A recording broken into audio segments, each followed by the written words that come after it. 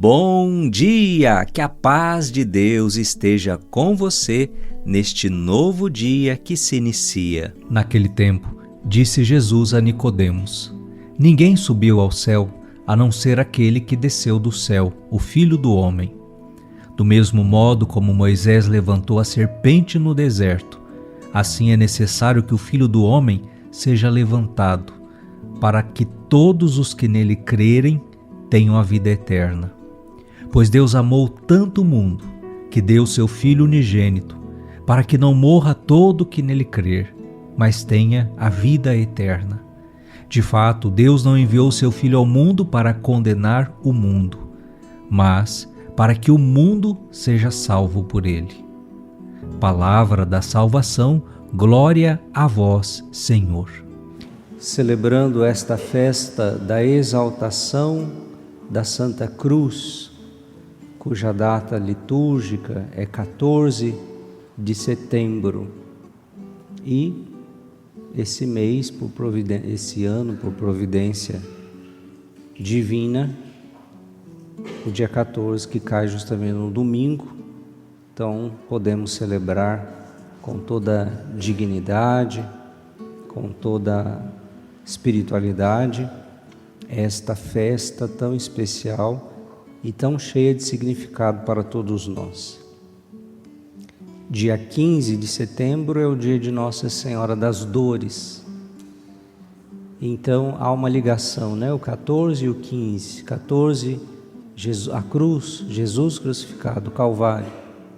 E dia 15, aquela que estava aos pés da cruz, a Mãe das Dores, aquela que teve o seu coração, a sua alma transpassada pela espada da dor.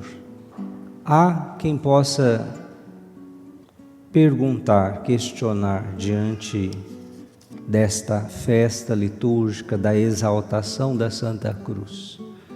Bem, exaltação tem a ver com exaltar, celebrar, glorificar, engrandecer, mas é exaltação da Santa Cruz.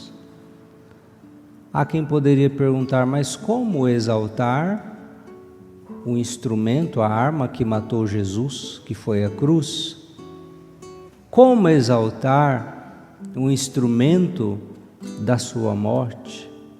Claro, dizer que nós católicos exaltamos a Santa Cruz, nós não estamos exaltando a madeira simplesmente, estamos adorando objeto de madeira. Não, nós estamos exaltando o amor.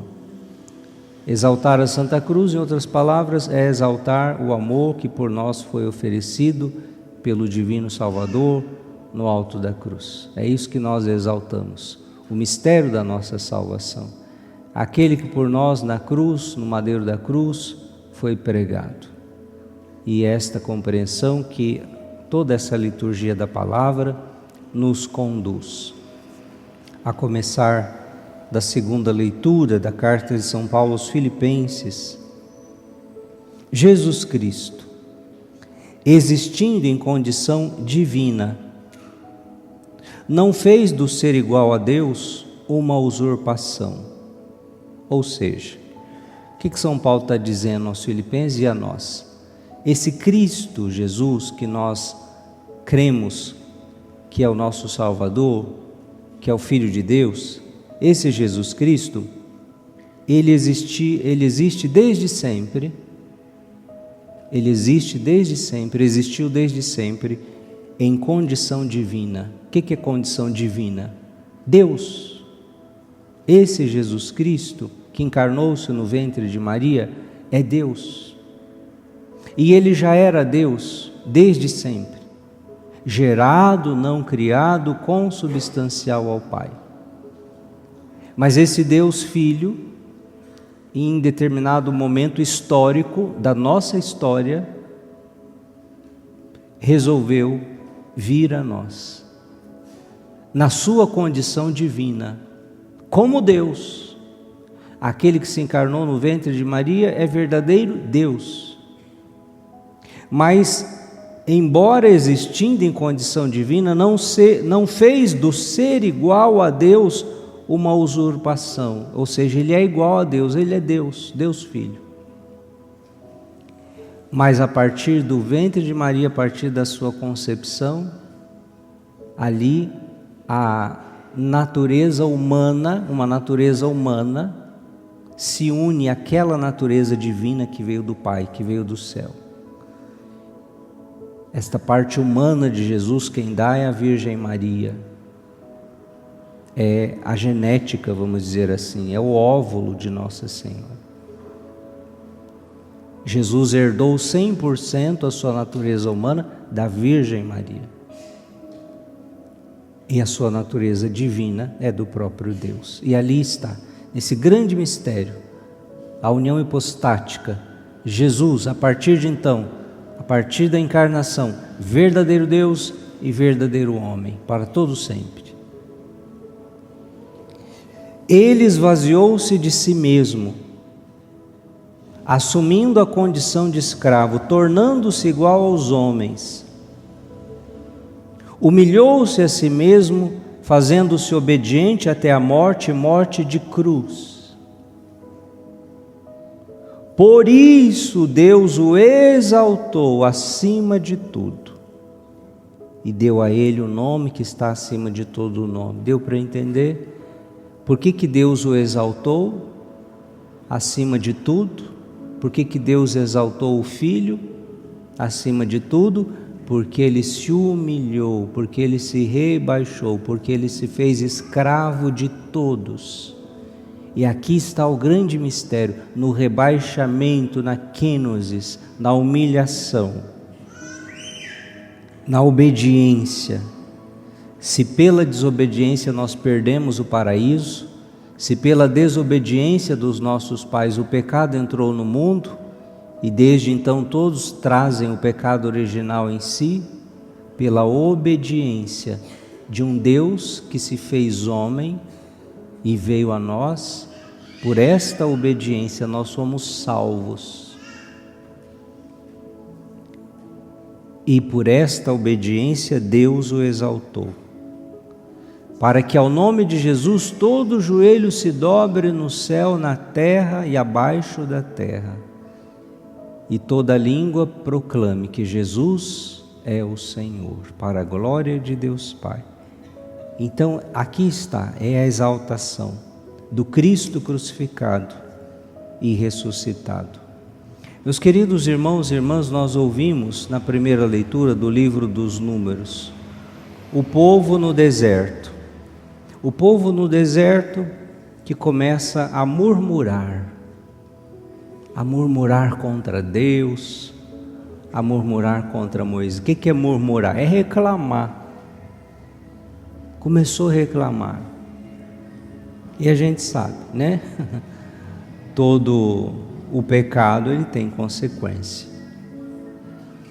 E este povo começou a passar por uma grande peste, vamos dizer assim, uma situação de uma infestação de serpentes venenosas que picavam e as pessoas morriam, era fatal.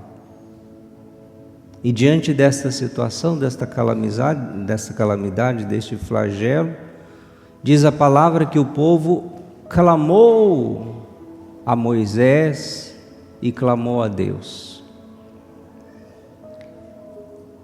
E aí então eles batem no peito e reconhecem: pecamos, falando contra o Senhor, falando contra Moisés.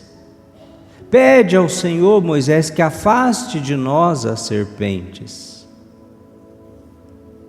Moisés então intercede pelo povo. Moisés reza. Moisés, e aqui está o bonito do intercessor. O intercessor vê que o povo pecou, vê que as pessoas pisaram na bola. Eles começaram a reclamar que estava com nojo da comida lá do deserto. Que no Egito a gente comia bem, a gente era escravo, mas era feliz, né?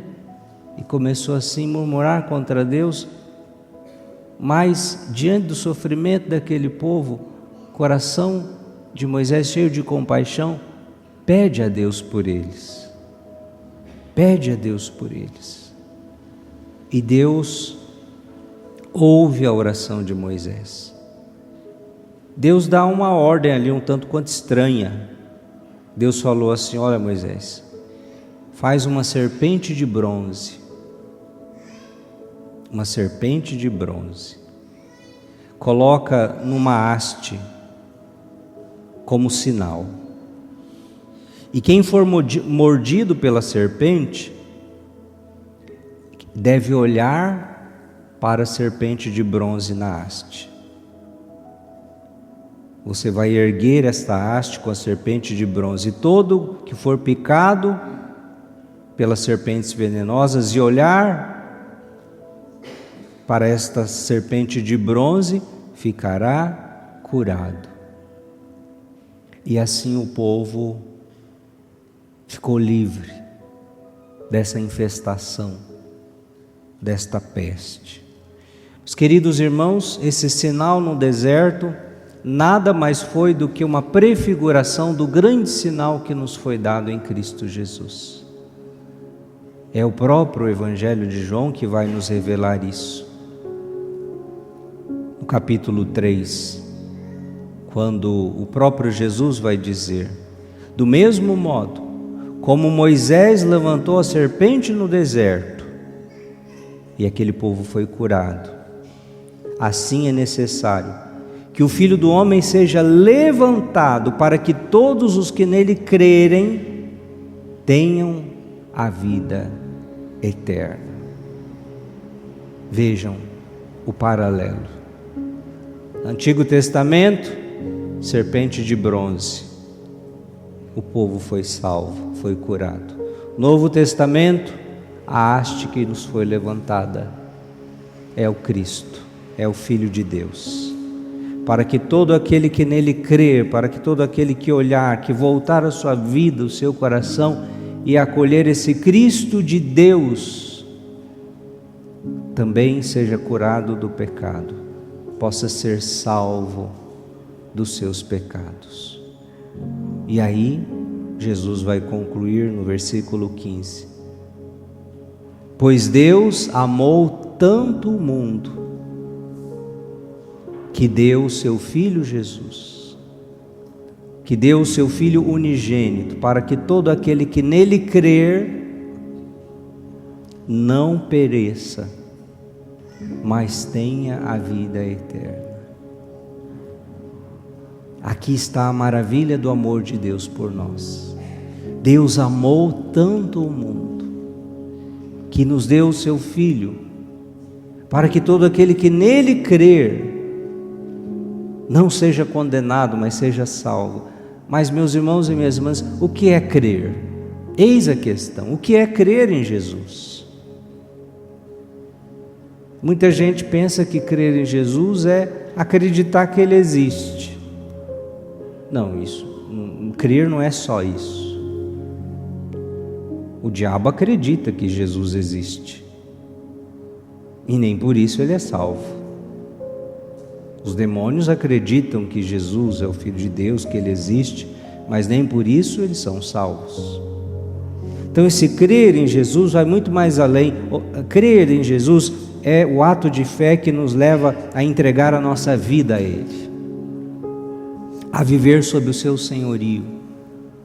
Voltamos à segunda leitura, porque é o nome de Jesus, perante o nome de Jesus se dobre todo o joelho no céu, na terra e debaixo da terra, e toda língua proclame que Jesus é o Senhor, Senhor da nossa vida, Senhor da nossa existência. Nós já não nos pertencemos, porque Ele nos comprou a preço do seu sangue, Ele nos resgatou. E quando eu assumo isso na minha vida, quando eu aceito esta troca entre o céu e a terra, esta graça de Deus é derramada abundantemente sobre a minha vida. Exaltar a Santa Cruz é exaltar o amor que nesta cruz foi pregado, o próprio Filho de Deus. Exaltar a Santa Cruz também não é algo que é de 2000 anos atrás, mas é algo que nós revivemos hoje em cada Santa Missa. Porque na Santa Missa, o que é a missa? A missa nada mais é do que o sacrifício de nosso Senhor Jesus Cristo acontecendo. Não de novo, porque o sacrifício é um só, ele aconteceu uma vez só. E aquele sacrifício que aconteceu há 2000 anos, eterno, de modo cruento, ou seja, com derramamento de sangue, ele se estende por toda até o fim, e ele se estende até o início, no único sacrifício. Quando nós rezamos a Santa Missa, nós tornamos presente aquele sacrifício.